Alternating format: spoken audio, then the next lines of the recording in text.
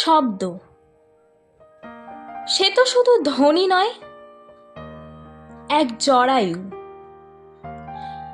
যেখানে গোপনে জন্ম নেয় আমার অনুচ্চারিত কণ্ঠস্বরগুলি। আমার কণ্ঠ শুধুমাত্র উচ্ছ্বাস নয়, সে এক উথাল ঢেউয়ের নীরব প্রতিধ্বনি। শব্দের বুকে গোপনে বাজে যেন গর্ভিণী নিশীথ সঙ্গীত। আমার কথা তো সবাই শোনে, কেউ কি চিনে নিতে পারে শব্দের অজাত সন্তান? আমি কখনো লিখি আকাশ, আর তারপরেই মনে ভেসে আসে বন্ধ একখানি খিড়কির ছবি।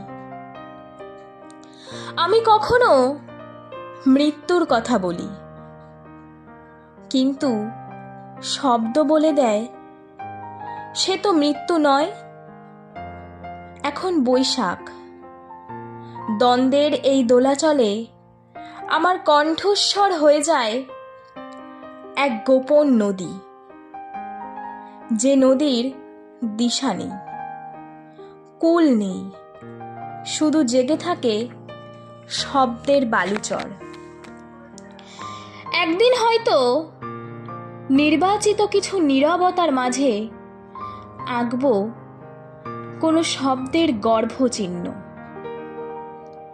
তখন শুনতে পাব কুড়ি পাতায় বাজতে থাকা শূন্যের গান।